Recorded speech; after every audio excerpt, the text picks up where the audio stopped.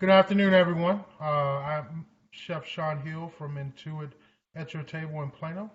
I'd like to welcome you guys out this morning or afternoon, depending on where you're at.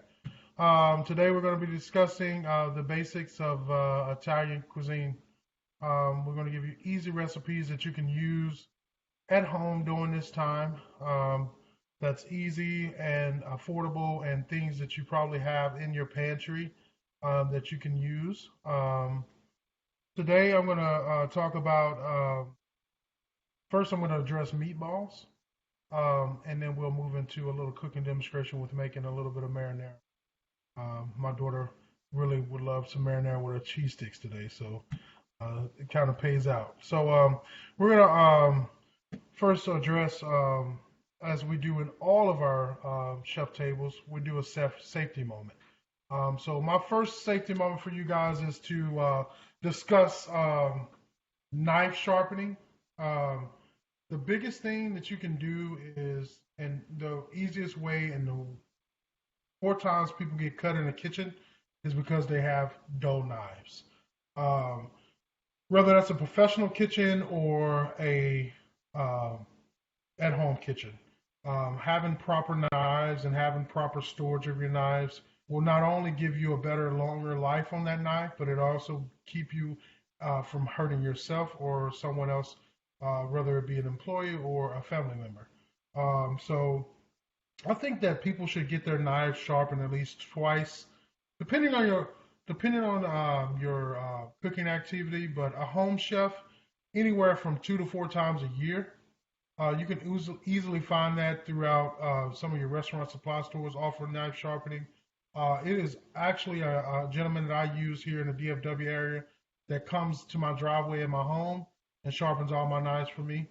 In a professional kitchen, we outsource knife sharpeners, but making sure that you have the right tools for the right job is always a great safety factor. That's something that a lot of people overlook, and that is one of the main hazards in this business, as well as any other business. If you don't have the right tools, I can't take a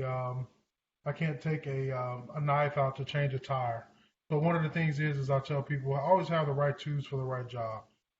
So having your knife sharpened, it's a very inexpensive thing to do. Will save you a lot of time and a lot of anguish and no hospital bills. So that's one of my safety tips for you guys today. Um, Moving along, I want to talk and discuss about making a basic meatball at home. A lot of people are afraid to make meatballs. I don't. I mean, they think it's time consuming. It's not.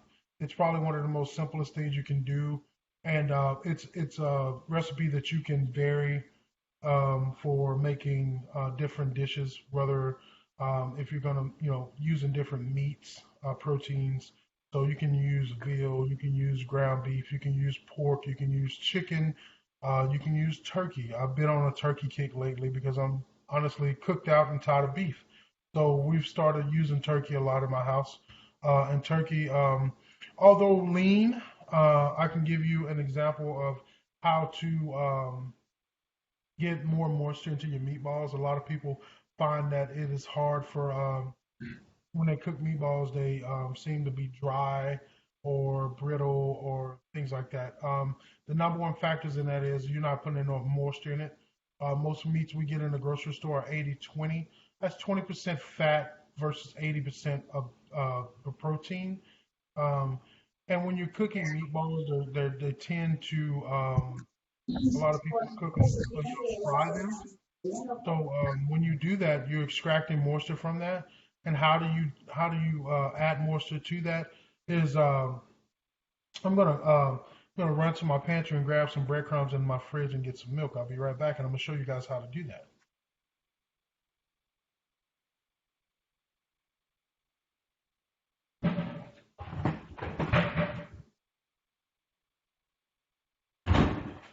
So I'm back, and the basics of this is you can get any other breadcrumbs, from the store, just breadcrumbs. I traditionally make my own, but because we've been, you know, sheltered in place, I've been kind of substituting some things that can last longer. And plus my kids have been eating the bread along with myself with a lot of peanut butter and jelly sandwiches. So what you can do is set a bowl over here, and you're gonna take a fourth of a cup of breadcrumbs,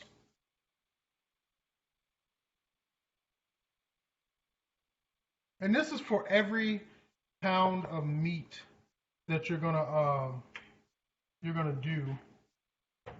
So a fourth of a cup, uh, and it varies. I mean, some meats are gonna leach out a little bit more water, some won't.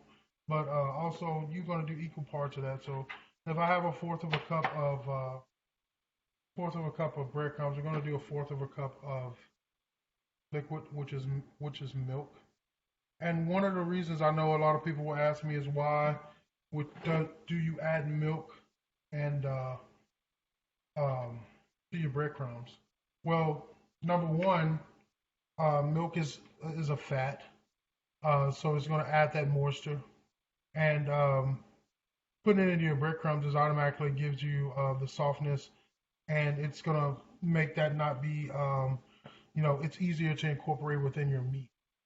Because if you don't do those and you just add breadcrumbs to that, sometimes if you've ever eaten someone's meatballs or a meatloaf and it's like a patch of dry breadcrumbs in it, it's because they didn't incorporate them well enough. So this takes the step away of having that happen. You just basically soaking your breadcrumbs. So I'm taking a bowl and just working it around. And once it soaks, it's going to give you almost like an oatmeal consistency. And then if I was continuing to build these meat, my sauteed onions and garlic, I would have all my seasoning, and I would mix these with the meat into the bowl and form them into a 1 ounce ball, and place them on a cookie sheet. And another way that you incorporate moisture into that is when you put them on your baking pan. I take a fourth of a cup of liquid stock, whether it be beef, chicken, whatever you're readily available for your at your home, and put it on a pan. So also, I've also one of the things that I've started doing is cooking with a lot of wine, whether it be white or red. Not only does it give you extra flavor, but it has some natural nutrients to it for to help you, especially red wine. It's great for patients, anyone with any kind of heart disease or things like that. And it's a great sleep additive. I know if you drink a whole bottle, you're probably gonna go to sleep anyway, but um, it helps calm your nerves at night. But taking a half of cup of water and a half a cup of wine and adding it to any meat that you're braising or baking will add flavor, but also allow that meat to be moist at the end process. So, all of these recipes will be readily available through our Slack channel. So if you guys want them, the meatball process, I can walk you through it. And like I said, we ended off with the breadcrumb soaking, and then adding the vegetables and meat and the seasoning, roll them and put it on a pan, and you cook that at a preheated 400-degree oven for in between 15 to 18 minutes, and then you can take them out and put them in your favorite sauce, or you can take them and make meatball subs or things like that. So that's will be the process of that. So I'm going to move along over to the to making the marinara sauce, a basic marinara sauce. Once again, the recipe will be added for Slack and will be shared with you guys at the end of this. So feel welcome. So I got a stalk of celery here. We're going to start cutting this up. And I'll try to get this as small as possible. So we're going to do small dice. Um, can you guys see me chopping? Is that good enough? Am I close enough for you to see? Okay. So we're going to small dice to celery. Move that over to our cutting board on one side of it. We're going to come over here and grab a small onion. You can use, white. You can use yellow. You can use red. It's up to you. it's I tell people it's a personal preference on what do you like. If I get a recipe and they're calling for something that I don't care for, feel free to change that recipe. Don't ever think that, it's not a correct science. Cooking is not a correct science. Um, we've been taught in school and different things that this is, I tell people all the time, it's just a foundation of cooking. Culinary schools gives you the foundation. It's up to you to go into the kitchens and figure out how to build the walls and the house. And once you get there, you have it, But we learn every day. I've been in this for over 24 years and I still learn. So if you stop learning, you need to find something else to do. But we're gonna small dice this white onion. I like white onions because I think they're a little bit less abrasive and they give you a little bit of sweetness. So that's my personal opinion.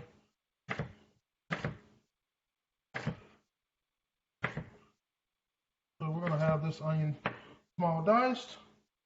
I'm gonna go over here and set my pan on over medium heat, and I'm gonna add a little bit of canola olive oil blend into my pan, and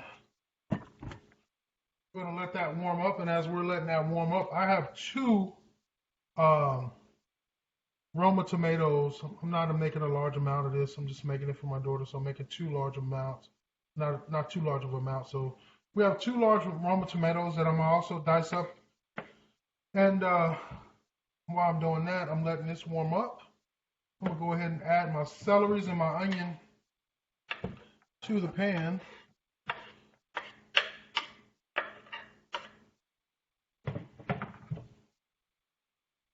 And then I'll go back to working on my diced tomatoes. So I tell people, in the recipe that I'm gonna provide for you guys, it's canned tomatoes, which nowadays you get the opportunity to get some of the best quality tomatoes, out there. I won't say any name brand. The way that the process of getting tomatoes from farmer to supplier are over 20-year span is a tremendous jump. Prior to, it's different processes now, but I remember, at the time I was working in Las Vegas and I had an opportunity to go to a production plant for tomato sauce. And these guys were basically taking the tomatoes, steaming them in a factory after the truck came with the tomatoes. Well, nowadays, if you go to a tomato processing, it happens at the end of the field. They have production where they're cleaning the tomato, they're picking the tomatoes, they're washing the tomatoes, they're steaming the tomatoes, and they are packaging the tomatoes. I mean, from the field to the production line is less than 100 yards. So you're getting excellent product that that you used to didn't do. But now, this is what I have at home, and I'll tell people, use what you have at home. So today, with this marinara sauce that I'm making, I have Roma tomatoes at home, so I'm going to use Roma tomatoes. And then I'm going to add a little extra zoom in there with a little bit of tomato paste and tomato sauce to liven this up. So the fresh tomatoes are going to give me a fresh taste, vibrant. Tomatoes are naturally acidic, so they're going to give me a little bite. And then the canned tomato sauce and the canned tomato paste that I'm going to add to it is going to give me that longer cooking taste. I tell people all the time, if you want to, you go in and you make a 30-minute tomato sauce and you want people to think that it's like if you're Italian, your Italian granny gravy that's going to take 4 hours to cook, add tomato paste and broth. It's going to give it that all-day sensation cook taste. So that works. So now that we have our tomatoes diced, we're going to saute up our celery and onion until it starts to get translucent. And we want these to, and basically what translucent means is the vegetable started to cook out all of its water. So you'll notice the change in that vegetable with the onion and the celery. Once it started cooking all the water, it's just like when you start frying something, you see all the bubbles and everything bubbles up. That's water escaping from that product, and that's the same thing with your celery and onion. That's going to give you that translucent look. Is going to, once it starts pulling out, it's basically you can see through the onion and soften the onion, and that releases the sugars and gives you a more sweeter product. If you go in with just fresh onions into something, it's going to be a little bit more abrasive. It's going to be a little bit more bitter. But if you saute it down and let those natural sugars come out, you're going to have a more milder flavor, but yet you're still going to have the onion flavor that you're looking for. If you're a lover of onions, like me, I love onions, so it can never be enough. So as they're getting close to that, we're going to go in and add our fresh tomatoes. And like I said, this is all to what you have available in your home. This is why it's quarantine cooking. We're supposed to be sheltered in place. We don't need to go out and we want to, think about making tomato sauce tonight and we go out and try to find the best canned tomatoes. Use what you got at home. That's what being a chef is using what you have. So I'm going to add my tomatoes to this. I'm going to saute these up. And then as I move forward, I have one 8-ounce can of tomato sauce that I'm going to add to this pan.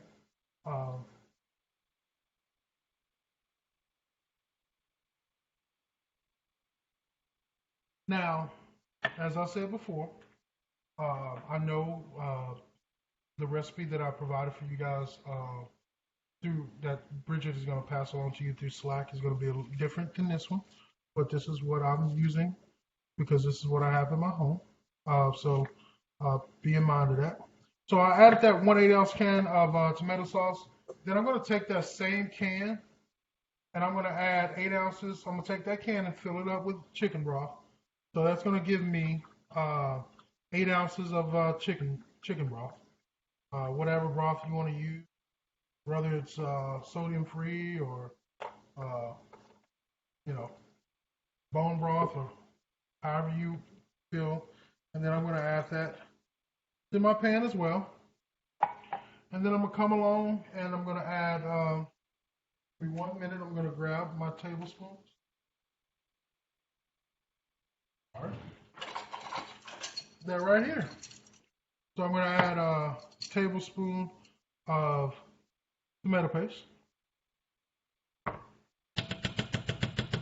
Not only does this tomato paste help you with the all-day cooking flavor, it's also going to help to thicken your sauce.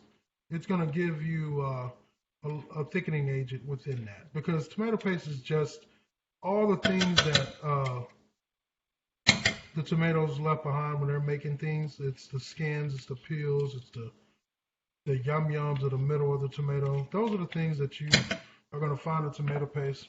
Cook down until they got all the natural sugars and everything. And then we're going to go into this and start seasoning up this. So I have a tablespoon of dried oregano. And this is a discussion I'll hit on right quick is don't use fresh herbs in sauces that you're going to cook over 30 minutes. It's to me, it's dishonorable to the produce, because you're not going to get the flavors and the things that you're looking for. Like I was saying about the tomatoes, the process of tomatoes and things like that, it's amazing what they do with dry herbs and things of that now. And because we use them at a quicker clip than we used to, they're fresher. They're not sitting on the store shelves forever. So I advise you not to use dried oregano fresh oregano or fresh basil in your pasta sauce. I do when I make a quick marinara. We'll add fresh basil at the end of it, to give it that fresh flavor. But if you're gonna braise something, it's no point in using fresh herbs. It's just a waste. And you're not doing that herb any favors. So I have a tablespoon of dried oregano that I'm gonna add. I have 1 teaspoon of crushed red pepper. I have a teaspoon of black pepper. I have 1 tablespoon of dried garlic or granulated garlic, and 1 teaspoon of salt. And we're gonna let this cook down for about 20 to 30 minutes. It's gonna break down those Roma tomatoes, and it's gonna naturally thicken itself with the tomato paste. And we're gonna have a basic jarred marinara that we can use over pasta. We can use over,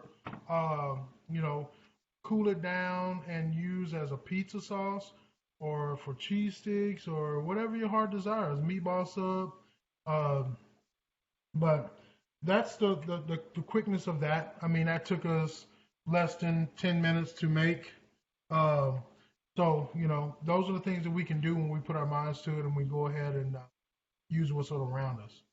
So we're going to let that continue to cook. And as it does, I'm going to open you guys up for any questions that you may have, and we can take it from there. So please let me open my chat, and feel free to open your mic if you like and ask me any questions.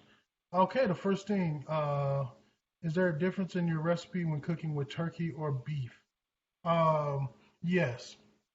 When I'm cooking with turkey and I'm making meatballs, or let's say I'm making a bolognese sauce, turkey is less fat, has less fat than beef.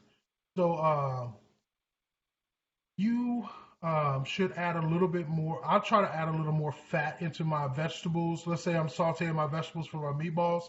I try to add a little bit more olive oil to that because of that factor. And then when I'm making my breadcrumb mixture, try to add a little bit more breadcrumbs and meat because they're going to add you a little bit of adherent for your meatball to stick together. So that's the difference. Let's see here. Can you sub soy, almond, or oat milk? Yes, you can. You can sub soy, almond, or oat milk. It's to whatever you like. I personally love 2% milk, and I think I discussed with some of you guys yesterday where me and my family are going to start trying oat milk. So you can use any milk you choose.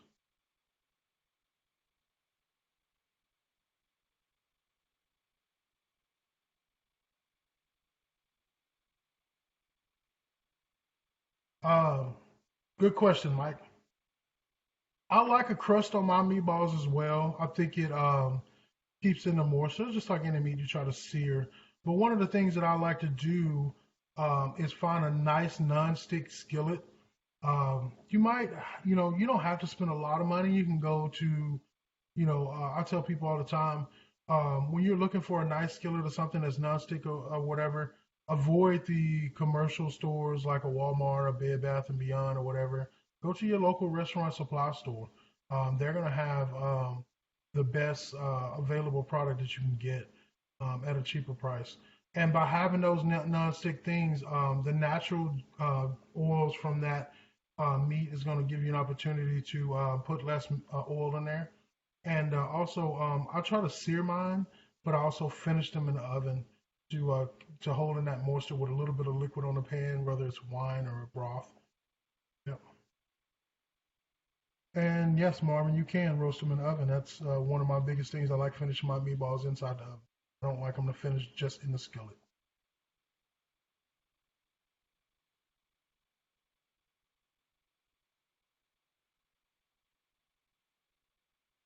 Can you stuff them? Yes, you can. I've made several stuffed meatballs before. Um, One of the favorites I used to make is we would do a mixture of veal, pork, and ground beef. And then we would take a mixture of pine nuts, spinach, and feta cheese. And then we would stuff the meatballs. And we would we would sear those and then finish them in the oven as well. How can I make my own breadcrumbs at home? Great question. We all buy bread, whether it's a hoagie roll or a loaf of bread, and we get to that end part and nobody wants the butt. So accumulate those butts, save them, um, take them and put them in the oven at about 350 and slowly toast them. Take them out and cool them. If you have a food processor at home, you can put those in food processor and post them until you get to the texture that you would like. Whether that's a heavy breadcrumb or you can have a finer breadcrumb for whatever. If I tell people the heavy breadcrumbs would be something like this for meatballs. The finer meat breadcrumbs would be something if you're going to use it for breading, if you're making chicken parmesan or different things like that. So yes, you can make your breadcrumbs at home, and if you put them in a Ziploc bag or some kind of storage container, they'll keep.